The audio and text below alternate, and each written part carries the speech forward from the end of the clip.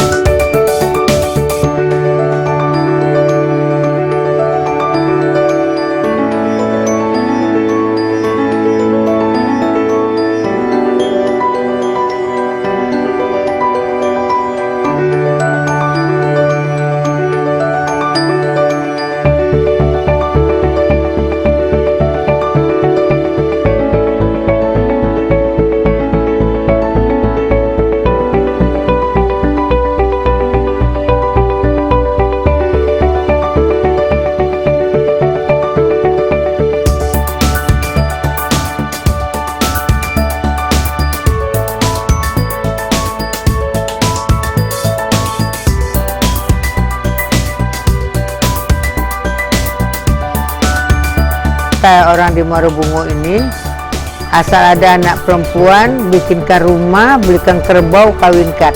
Nah itulah, termasuk program itu program orang tua Umi. Karena tahun 70-an, tidaklah seperti sekarang. Semuanya yang namanya kita, apalagi Bungo Jambi, gitu kita terbelakang dari seluruh masalah. Baik pendidikan, transportasi, segala. Jadi kita Umi pergi sekolah itu 60 orang, yang selesai sampai sarjana muda itu cuman Umi yang pertama, disusul yang lainnya. Assalamualaikum warahmatullahi wabarakatuh, teman-teman semuanya, sahabat Reputasi Channel. Kita ketemu lagi di Reputasi Channel pada 5 Agustus 2020 di edisi spesial. Salam sehat, salam sukses, salam produktif untuk kita semuanya. Teman-teman semuanya, pada sore kali ini edisi spesial. Soalnya kita menghadirkan orang spesial, yaitu sang pendiri Al-Azhar Jambi, Diniyah Al-Azhar Jambi, yaitu Umi Rosmaini, Ibu Umi Rosmaini. Assalamualaikum Umi. Waalaikumsalam warahmatullahi Apa kabar Umi? Sehat? wabarakatuh. Sehat. Ya teman-teman semuanya, Umi Rosmaini atau Dr. Randa Hajah Umi Rosmaini MS MPDI ini adalah pendiri Diniyah Al-Azhar Jambi, yaitu lembaga pendidikan terbesar dan terlengkap di Provinsi Jambi. Ini edisi spesial teman-teman semuanya, jamnya pun agak berbeda dengan sebelumnya. Soalnya bertepatan dengan ulang tahun Umi ya, ke 45 tahun Diniyah Al-Azhar Jambi. 3 tahun. Oh, 43 tahun Umi ya, Diniyah Al-Azhar Jambi. Selamat ulang tahun Umi ya. Iya, terima kasih. Iya, Umi, kita langsung masuk ke tema pembahasan kali ini, yaitu pertemuan tangguh inspirasi sang pendiri Diniyah Al-Azhar Jambi. Umi ini kan perempuan Umi ya, jarang sekali seorang perempuan gitu yang nekat mendirikan sebuah lembaga pendidikan dan pada akhirnya menjadi yang terbesar dan terlengkap di sebuah provinsi seperti yang Umi lakukan. Tentunya ini banyak perempuan muda di Indonesia yang ingin belajar sama Umi. Sebenarnya dulu seperti apa ceritanya Umi? Kok Umi ini perempuan berani-beraninya mendirikan lembaga pendidikan dan menjadi besar seperti sekarang Umi? Ya. Ceritanya seperti apa Umi? Boleh di-sharing ke teman-teman semuanya di Reputasi Channel. Silakan Umi. Assalamualaikum warahmatullahi wabarakatuh. Waalaikumsalam warahmatullahi wabarakatuh. Para pendengar di mana saja berada. Ya Umi. Sekolah yang kita dirikan di Jambi yang bernama awalnya Diniyah, kemudian digabung Diniyah dengan Al-Azhar, jadi Dias Diniyah. Iya. Jadi awalnya tidaklah seperti sekarang. Kalau seperti sekarang mungkin Umi tidak sanggup ya, karena dimulai dari murid 1 guru 2 tempat numpang. Nah kemudian kita dikasih orang tua tanah yang Pak Bupati kurang mengomentari kurang bagus karena di sana setiap tahunnya banjir, maka kita kembalikan kepada beliau. Nah kalau begitu di mana Pak? Perlunya berapa? Ya kita bilang perlunya 10 hektar aja Pak. Minggu sudah itu keluar surat dapat kita 11,5 hektar. Itu bukan kita saja, tapi NU dapat, Muhammadiyah dapat, kita dapat. Tapi dengan catatan terus dikelola sebelum 5 tahun. Kalau 5 tahun nggak diolah, itu diambil lagi oleh pemerintah gitu. Nah, jadi kita satu keberanian karena udah tekad mau bikin sekolah, sangat menggelitik hati waktu zaman dulu itu. Sekolah itu susah seperti bagaimana Umi lakukan, Umi jalani. Itu 5 tahun nggak pernah pulang. kemudian ditambah dan karena banyak uang sekolah tidak terbayar, maka Umi tinggal di sana sebanyak 5 orang, yaitu pimpinannya Padang Tanjung Karang 1, Umi 1, dia 1, dan Rokayah 1, Halawiyah 1, dan ada juga yang dari daerah lain. Tapi yang paling sering tinggal itu ya Umi bertiga gitu. Nah, tetapi sengsara bawa nikmat. Ada di gitu. Mata tidak terpikir malah untuk nyambung kuliah. Tetapi di sana ada seorang bapak, orang tua dari pimpinan Dinia Putri sekarang, Ibu Zizi. Orang tua beliau namanya Bapak Fauzan Elmanani, MA. Nah, beliau kumpulkan mana ketua senat, kebetulan Umi waktu itu ketua senat, dikumpul lah yang masih ada sekitar 7-8 orang gitu, dan dikasih motivasi. Nah, itu kita bengong aja dengar nih apaan nih lagi begini. Nah, beliau terakhir beliau mengatakan, sekarang tidak bisa mengatakan tidak. Kalian sudah terlanjur berumah di tepi pantai, jadi tidak ada lain kecuali menguatkan rumah itu, mengokohkan rumah itu supaya tidak bisa dihantam badai gitu. Karena apa saja dikasih tahu ke beliau permasalahan begini-begini kita tidak bisa, beliau punya jawaban semua. Dalam masalah begini-begini beliau bilang, Bapak dulu pergi ke sekolah itu jual goreng pisang dulu. Ya kadang-kadang sampai di sekolah orang sudah masuk, kita tidak boleh masuk. Di jendela itu mendengar pelajaran yang dikasih guru. Tapi itu Bapak lakukan. Dan sekolah juga kadang-kadang tidak pakai sendal. Yang kata beliau. Tapi terakhir beliau bisa ke Mesir. Bisa pulang. Kemudian diambil mantu oleh Ibu Ramah Indonesia. Umi masih di sana.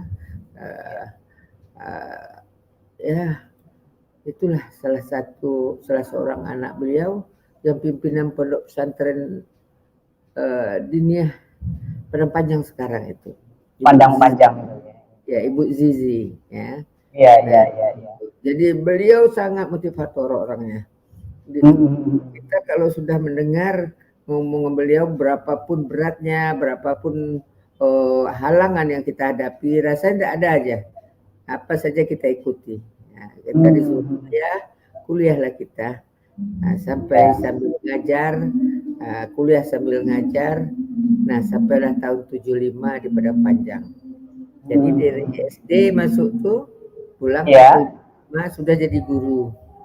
Nah, itu. Jadi waktu sekolah itu pahit getir, kita tidak terasa. Kita kerjakan dengan penuh keikhlasan mencari reda Allah.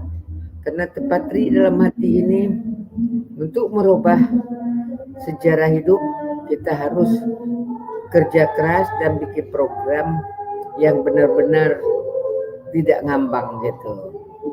Nah, tak tahu waktu itu rasanya tak ada ketakutan, tak ada keraguan, karena pikir-pikir tadinya mau pulang, aduh gimana mau pulang negeri juga menghadapi mau buka sekolah. Nah, tekad karena Ete Ama sendiri dulunya juga muda, baru tua, nggak ada orang itu tua langsung berhasil gitu, enggak, ada proses.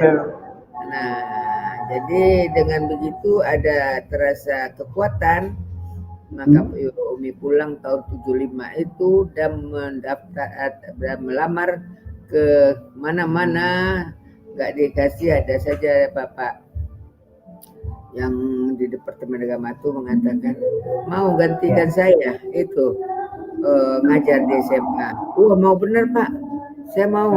Boleh besok masuk. Nah ini nanti saya bawa buku, silakan mampir sini. Nah itulah awal dari sekolah mengajar di SMA yang kebetulan salah seorang dulu mahasiswi dulu itu Ya. Ibu Gubernur sekarang beliau.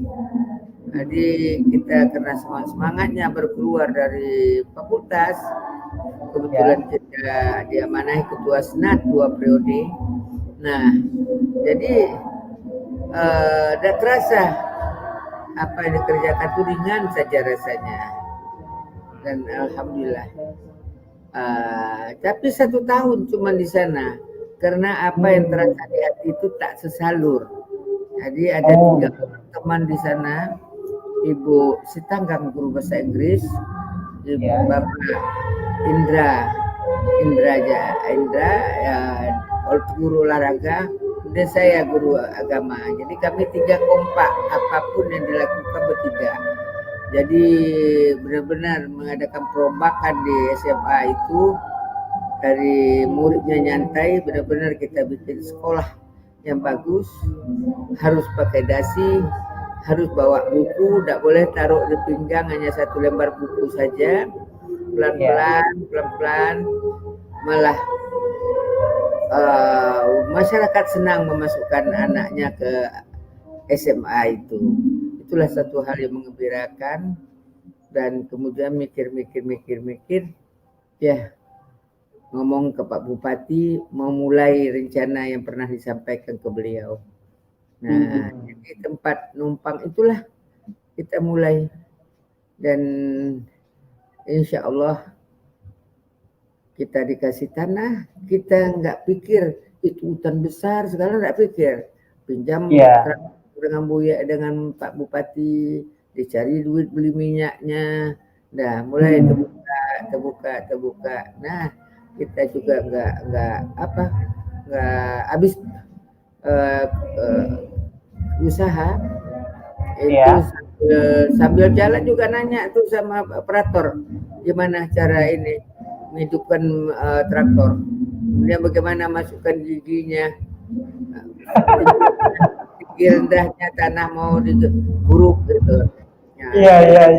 Tanya saya udah turun, silakan makan dulu dah. Nah, di sini apa? Jadi Umi coba.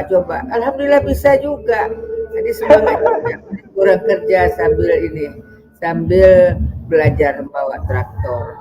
Malamnya Umi sekarang di atas traktor, siang malamnya Umi ketemu jodoh dengan Buya.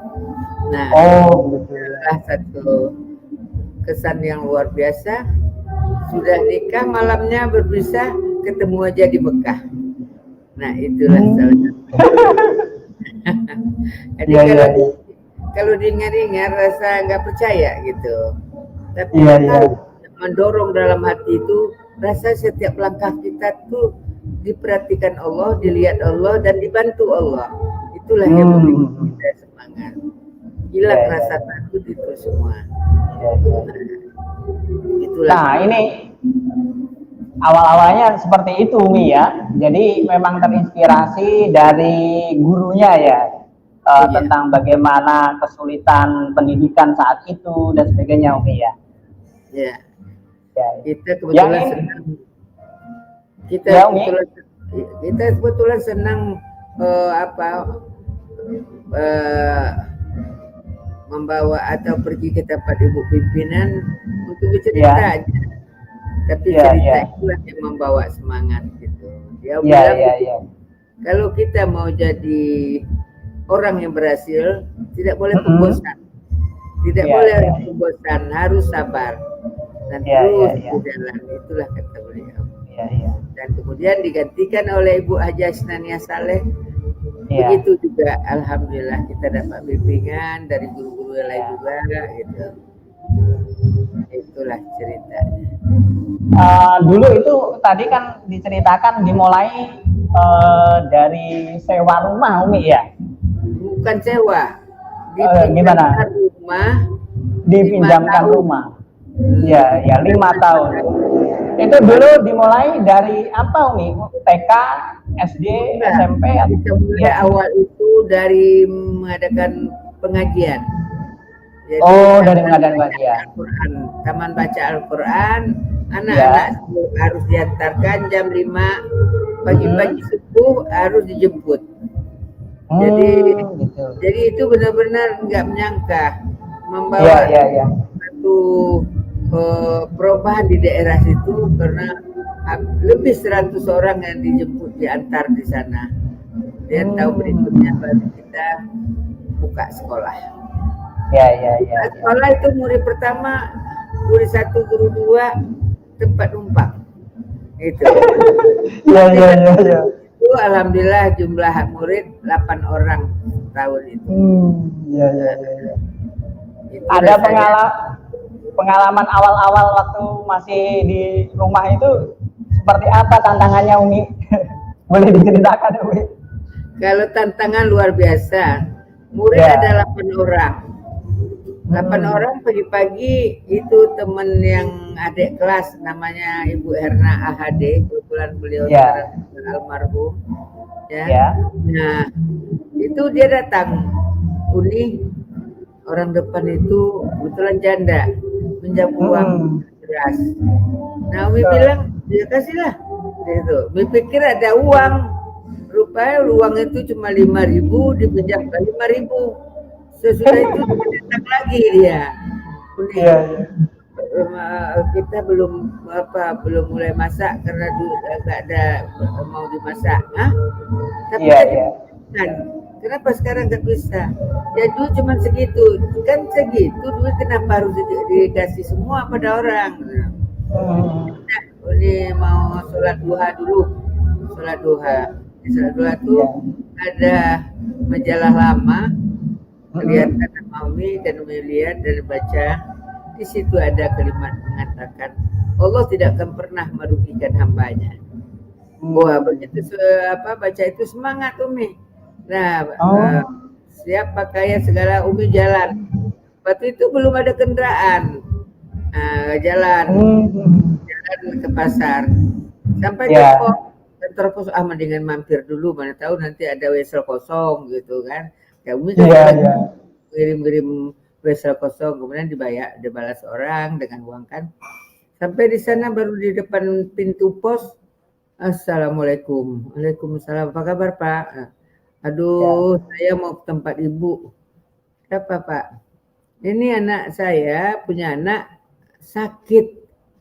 Jadi dia, kalau anaknya sehat, dia mau ngasih sedekah ke tempat kita. Boleh nggak kasihkan sekarang Bu? Ya boleh juga. Bahkan saya juga menerima, sini saya juga menerima. Ya udah dikasih 10.000 waktu itu. Timbul semangat pulang ke jalannya tuh, waduh cepet sekali sampai masuk pagar ditaruh uang tuh di sini. Dia teman itu ngajar dia bilang ketawa-ketawa, Umi datang terus suruh lihat di atas kepala ada apa. Dari mana nih? Dari mana? Alhamdulillah kita dapat rezeki dan ini uang belanjalah ke pasar. Nah, dia masuk lokal lagi. Nah, bersyukur dengan Allah. Itu salah satu bentuknya. Dan biasa aja makan waktu itu ya dengan sayur bayam, sambal cabai. Nah, waktu itulah Umi belajar makan sambal cabai rawit. Jadi pedas bukan main, makan itu. Dan tapi karena kita rasa syukur itu banyak, terima kasih itu banyak. Padahal orang tua dekat dari tempat kita itu, tapi kita tidak mengganggu orang tua dan tidak mau minta apa-apa. Jadi apa adanya itulah yang dimakan. Tapi kita bersemangat dan senang sekali karena udah memulai suatu kegiatan. Itulah awalnya. Nah itu Umi, tadi berarti dari rumah yang dipinjamkan itu tadi, habis itu baru pindah ke lokasi di Muara Bungo. Ya. Dia sama-sama di Muara Bungo. Oh, tapi tapi itu di pasar. Kalau sekarang kita buka 11,5 hektar tuh dekat kantor bupati, belum ada rumah lain kecuali kantor bupati kita dan Perumnas baru mulai di waktu itu Umi ya. Ya, di depan Nah, itu juga mengerikan. Malam-malam itu anak-anak tukang itu iseng lah. Dia kejutin anak kita kan perempuan semua 30 orang. Oh gitu. Iya iya. Mana lampu udah ada lagi, lampu petromat gitu. Oh iya iya. Jadi dibilang jangan usah, jangan diganggu. Tapi sekali lagi dia ganggu anak pada ketakutan gitu. Oh. Umi pergi ke tempat ke kantor Perumnas. Umi kasih, Umi belum ngomong dia ada 30 orang semua. Aduh, bilang Umi. Iya. Ya udah, Bismillah. Umi tinggalkan, kebetulan waktu itu Umi sudah punya motor. Umi turun ke bawah, pergi ke rumah Kapolres. Iya iya. Belum Umi baru nyampe situ, Umi dikasih minum segala, baru Umi sampaikan apa bilang bapak. Itu kebetulan istri beliau baik sekali, Mami panggilan beliau itu, ya kita kasih tahu. Jadi kita masih duduk di situ kasih minum, menenangkan hati dulu. Rupanya ke atas sudah satu mobil, bapak-bapak polisi ke atas. Nah, begitu kita pulang jam 11, itu antara bungo tempat Umi itu dengan pasar, itu gelap bukan main. Ya, 4 kilo. 5 kilo. Oh 5 kilo. 5 kilo. Aduh, Umi ngebut setengah mati itu motor itu. Luar biasa. Umi sangat penakut, apalagi daerah-daerah hutan begitu. Waktu itu seperti melayang aja motor Umi sampai ke atas. Begitu sampai di atas, orang-orang Perumnas itu minta maaf. Maaf, tapi kalau ibu tidak maafkan, ini kami besok pagi tidak boleh kerja satu orang pun. Ini udah kebentaran juga hari malam, bayangkan tuh. Orang perempuan aja. Perempuan semua dulu Umi ya, awal-awal ya. Nah, itu goyang-goyang lutut Umi. Wah, Umi bilang aja, pokoknya orang ini pulang. Umi kan udah bilang dengan kamu bahwa sekolah ini bukan tidak ada pengurusnya, bukan tidak ada pengamanan segala itu. Umi itu maafkan jadi asal tidak kamu kerjakan lagi, ibu maafkan. Tapi kalau masih diulang, ibu tak akan maafkan. Ibu bentak lagi dia. Udah berangkat, apa lagi? Padahal Umi tidak tahan nih gemetaran. Jadi untung aja di dalam tidak tahu dia Umi ketakutan kan. Ya itu aman lah, insya Allah tidak ada apa-apa. Itu kan dulu di tengah hutan Umi. Itu ada banyak ini Umi, masih gimana Umi? Kan ada hewan-hewan buas macam-macam gitu. Umi masuk pertama itu batang pinang itu panjang 6 meter itu ular lewat. Tapi bagi Umi tidak nampak. Orang sebelum Umi bilang hati-hati itu ada ular di sana. Tadi kami lewat situ gini. Umi menyerahkan diri ke Allah. Tidak ada kelihatan satupun bagi Umi. Bagi orang banyak aja yang kelihatan. Nah, beginilah yang begitulah. Tapi insya Allah Umi tidak ada. Gitu. Kalau matanya aja ada malam hari itu kan mau uduk sholat subuh malam matanya nyorot begitu tuh kan. Dia itu kayak harimau gitu. Harimau? Iya. Tapi yang Umi herankan itu rasa takut tidak ada di hati itu. Sepertinya ada aja orang memperhatikan yang memelihara kita. Kita selalu menghadirkan dekat kita. Jadi rasa takut ya. Itu yang kita lewati hari demi hari. Mengambil wudhu itu ke bawah. Itu hampir setiap hari ada aja anak yang terjatuh, yang pergi ke tukang urut terus. Itu. Masya Allah. Bawah ngambil wudhu kan, kemudian naiknya bawa air lagi, bawa air sambil meniti batang. Jatuh. Itu terakhir kita dibantu oleh Bapak Azwar Anas. Ya, beliau yang membantu kita bikin tangga sampai 100 lebih anak tangga, 118 kalau nggak salah anak tangga. Nah itu baru tidak jatuh. Kalau enggak tuh sebentar-bentar udah terseleo, pergi ke tukang urut, besok gitu lagi, besok tuh. Pokoknya setiap hari ada aja yang diurut gitu. Sekarang anak-anak itu udah masukkan anaknya ke sekolah. Jadi udah punya cucu, Umi itu banyak masukkan anaknya ke sini lagi. Soalnya dulu itu berarti belum punya ini Umi ya, apa tempat mandi atau Tempat khusus mandi gitu kita ya? bikin di bawah. Kita Oh, bikin di di bawah. bawah ada mata air, itu kita gotong royong bikin tempat mandi di bawah. Pergi ke bawah juga kita kenal itu WC melayang. Apa itu? Jadi tidak bakal kalau kita pengen beol lari ke bawah kan tidak bisa. Itu pakai asoy, sudah plastik, ya pakai sudah tuh dilempar. Namanya WC melayang. Sudah tuh ditukar lagi, WC dikuburkan. Dia sudah ini ditutup lagi dengan tanah, tutup. Tapi ini pikir-pikir juga ngapain begini ya, bawa musyawarah anak-anak. Gimana kalau kita bikin WC cemplung? Nah itu dapat ide aja Umi. Nah oke, kita mau anak-anak, yalah Umi mulai dulu, kita bikin 2 kali 1 meter.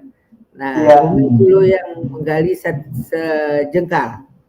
Sudah digali jengkal, nah, kemudian siapa lagi sampai jam 11:30 selesai dah, jadi 1,5 meter jadinya. Tutupnya dikasih keliling plastik, udah jadi WC cemplung. Susahnya air nggak ada, ya itulah air setiba tuh dibawa. Siapa yang mau ke WC, ya bawalah air setiba dari bawah. Itu begitu juga untuk malam selanjutnya. Jadi hilanglah WC melayang, WC itu jadilah WC cemplung. Itu Allah memberikan ini dan bisa bikin WC. Padahal Umi tidak ngerti ya bikin WC segala. Timbulnya satu pemikiran dan satu ide yang dilaksanakan langsung. Gitu. Benar-benar jadi penuh dengan keterbatasan, bisa dikatakan begitu Umi dulu ya, awal merintisnya itu Umi ya. Bukan penuh keterbatasan lagi, penuh suka duka. Penuh suka duka. Karena kita tak punya modal. Modal hanya ilmu sarjana muda dan kekuatan hati dengan ingin membuktikan ayat wa may yattaqillah yaj'al lahu makhraja. Jadi kalau kita sudah betul-betul tekad dan yakin dengan Allah, jalan, nanti Allah akan memberikan kita banyak jalan, bukan satu jalan. Lantas berbarengan dengan itu Allah berikan rezeki tidak pernah ditentukan. Nah, ada aja yang ngantarkan sayur lah, ngantarkan rawit lah, apa aja di ladang. Beliau pergi ke pasar, dia mampirin ke tempat kita. Dia niat mudah-mudahan dagangnya laris gitu. Jadi masyarakat setempat dari awal sangat mendukung Umi ya dengan perjuangan Umi mendirikan pendidikan itu. Alhamdulillah. Jadi satu tahun pondok kita, orang tua Umi dapat rezeki, padahal dia dalam kesulitan betul, orang tua Umi bangkrut. Nah, tapi bisa di tahun pertama itu orang tua bawa Umi pergi naik haji. Umur Umi waktu itu baru 27 tahun, jadi yang termuda naik haji dibawa orang tua. Tapi dia bukan duit sendiri, duit orang tua. Memang cita-cita Umi waktu masih sekolah bareng-bareng dengan teman. Kalau kita udah punya gaji besok, kamu mau apa? Kamu mau apa? Kawan bilang dia mau beli rumah, mau ini, mau itu. Kalau kita tidak sempat Umi cari uang, dibeli, dikasih orang tua berangkat tahun 77. Umi, berarti dulu Umi itu sebenarnya masih single Umi ya, belum menikah. Oh Mulai iya, merintis belum itu ya. menikah. Naik Iya, haji iya. kedua baru menikah. 1 tahun setelah itu, waktu Umi naik haji itu Umi ngomong, ya Allah, pengen pergi naik haji besok yang kedua, tapi tolong ya Allah jangan sendiri. Kayaknya udah. Oh begitu. Nah itu doa. Alhamdulillah. Ini malam ini nikah, pisah malam itu juga, ketemu di Mekah aja. Jadi ketemu di Mekah tuh malah sampai apa ya malam ya jadi kawin Siti Nurbaya. Oh begitu. Nah, jadi ibu pimpinan punya teman ya Iya. juga pejuang juga dia. Nah, Iya. itu mengenalkan Umi dengan beliau. Nah, Iya, iya. jadi ketemu pertama di Istiqlal, dia keluar di Sumatera Barat, udah kumpul keluarga semuanya. Setelah itu ketiganya langsung nikah di Jambi. Berpisah, ketemu aja di Mekah. Iya, iya. Luar Tapi biasa. Umi waktu itu memang dari suami sendiri atau Buya Maksum Malin ya? Itu dari awal kan Umi sudah sedang merintis gitu lembaga pendidikan ini Dan Al-Azhar Umi Jambi. mencari uang pertama itu safari Ramadan. Safari setiap Iya, tahun iya, iya. Umi datangi Surati dulu, kemudian sudah buka puasa Umi pidato mengenalkan apa niat kita segala dan langsung mengharapkan bantuan beras sikit-sikit cubit-cubit itu. Nah itu kita ambil lah tuh, dengan itu kita makan awal-awal itu berkisar 1 tahun jalannya itu. Jadi dakwah itu sampai suara Umi jadi besar gitu. Ya. Tapi bilang Bapak jangan dihilangkan niat ya apa tuh berdakwah itu jangan sampai dihilangkan katanya. Oh enggak dihilangkan. Tapi rasanya capek juga 1 tahun berdakwah tapi perubahan enggak ada. Maka fokus kita jadinya untuk rumah apa ini bikin sekolah ini. Oh gitu ya. Dulu itu tadi kan diceritakan dimulai dari sewa rumah Umi ya. Bukan sewa. Gimana? Rumah. Dipinjamkan rumah. Iya, 5 tahun. Itu dulu dimulai dari apa Umi? TK, SD. Kalau matanya aja ada malam hari itu kan mau duduk sholat Iya. malam Iya. matanya nyorot begitu tuh kan ya itu kayak harimau gitu. Harimau? Iya tapi yang mengherankan itu rasa takut tidak ada di hati itu.